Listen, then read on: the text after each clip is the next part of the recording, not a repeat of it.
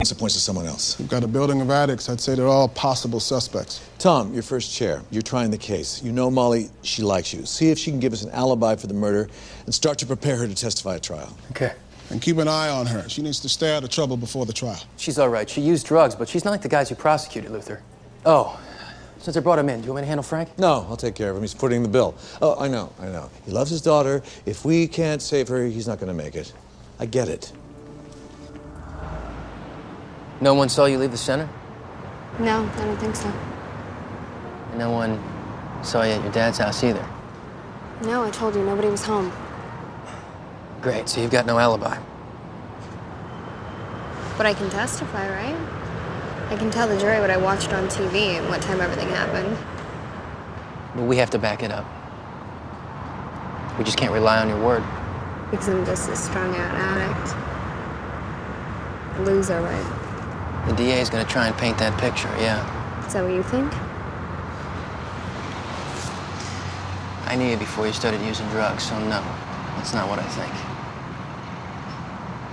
Look, is there anybody at the center that can testify on your behalf? No. The people at rehab don't like me. Except for Daniel. No one could figure out why he was so interested in me. I was nobody. My dad made pizzas. They all hated me. Well, right now, the only people you need to be worried about are the jurors. You have one job to do. Take care of yourself until trial. No clubbing, no drinking, and no drugs.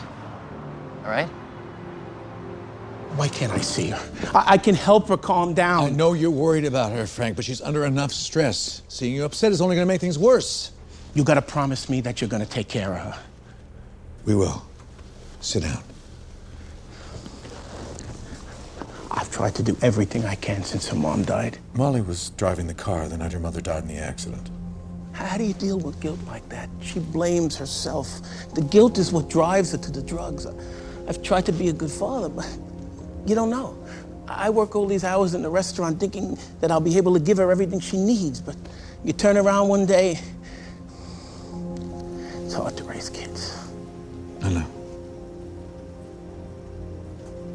That's why I never had any.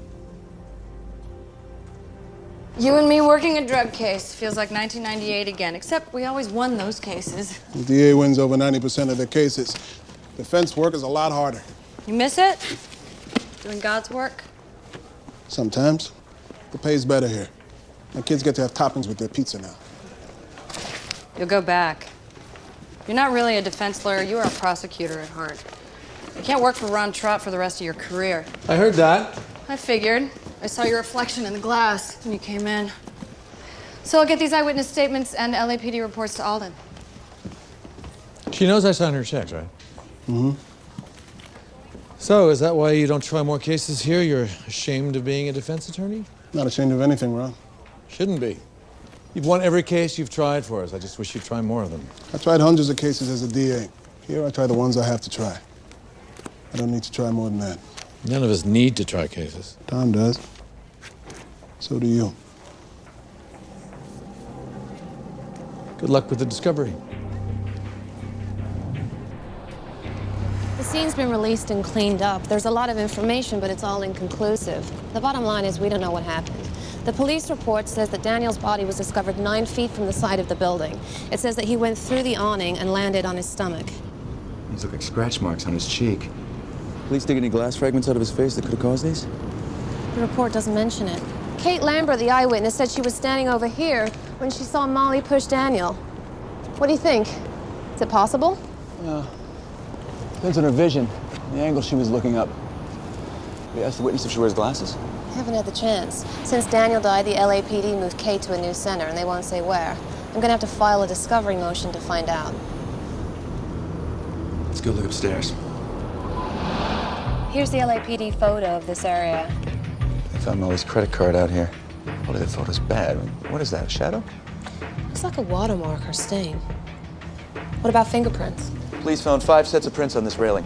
2 sets belonged to center janitors, both of whom had alibis. 1 set belonged to Daniel, 1 set belonged to Molly. She told us she'd been up here several times before. There's 1 set of prints they haven't identified yet. The LAPD won't try to identify them either now that they've charged Molly with the murder. Is it possible he flipped over this railing accidentally? Only if he fell straight down. But he didn't. He traveled almost 6 feet away from the balcony's edge. What could explain that? Hard to say. He wasn't a big guy. Maybe someone lifted him over the railing and threw him off. My partner says the autopsy found your nails in Daniel's face. You scratched him. This is bad, and lying is only going to make it worse, so don't. Not to me. Daniel and I tried to stop seeing each other. But it was hard, you know? That day, he called me. He said he wanted me to come to his room and he was gonna hurt himself unless I saw him. He knew exactly how to play me. When I got there, he was messed up. He'd been using. He came on to me. And it got rough. He slapped me hard across the face. And I tried pushing him away and I told him to stop, but he wouldn't listen. So I fought him off. I scratched him. And then I ran. The guy's face showed they fought the day he was killed. He had bruises on his abdomen, right? So he could have been slammed against the railing and flipped over. I mean, just because Molly's small doesn't mean she couldn't have done it. Oh, and let's not forget, someone saw her do it. She's toast. You're working for the defense now, not the police. Your job is to challenge the evidence, not embrace it.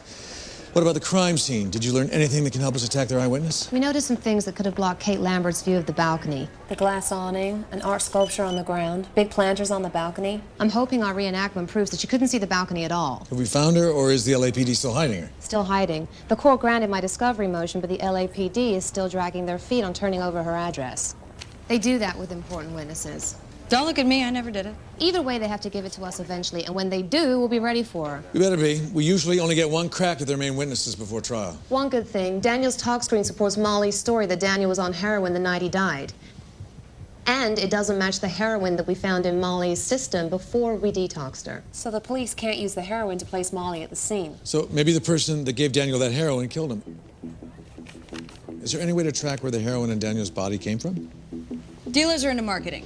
They cut it, package it, and sell it as a specific brand. Now, the DEA can trace brands to particular dealers by analyzing the purity and composition of different batches. If Dr. Shaw gets me the quinine, fentanyl, and glucose levels found in the dead kid's system, I'll run them by the DEA. Now, they'll cross-reference the dead kid's tox screen results with the other dopers who've tested positive for the same brand. You match with the other dopers in the system, you can narrow your search for the dealer you're looking for. Hollywood, Gower to Western, Sunset to Santa Monica. The only source of heroin on this block is this club, and the only guy selling it is the bouncer Dave. Now, since Molly hangs out here, I'm guessing he sold to her, too. This is the bastard that supplies Molly? I can't wait to ask him why he's screwing up her life. Take it easy. We need this guy to tell us who he sold the heroin to. Whoever it was is a prime suspect. Getting angry at him won't help. Now, Luther tried to work him, but Dave says he wants to cut a deal with the famous Ron Trott. I guess defense lawyers are into marketing, too, huh, Ron?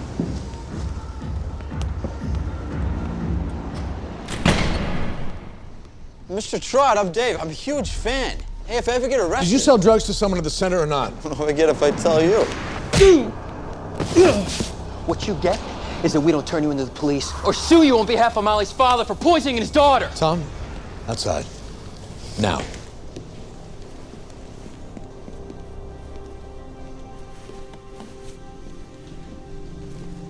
Here.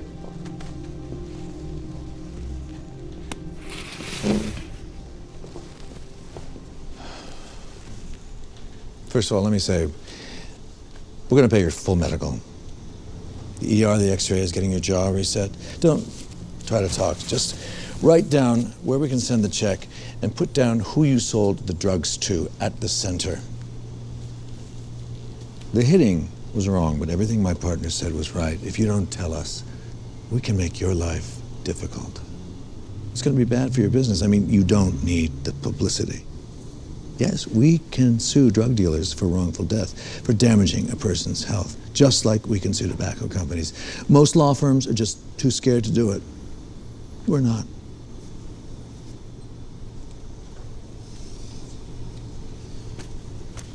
You ready for this? He's got one buyer at the center, a counselor. Her name is Amber Wilson. Luther's first chair now. He's going to try this. What? You can't pull me off this. Sure I can. I just did. I made a mistake, but it's still his case. He and Molly have a strong connection. I know, it's a problem. It keeps him from doing his best work. Are you telling me I can't be a professional, Ron? Ask the guy in there spitting his teeth out like they're chiclets if you can be a professional fighter, maybe, not professional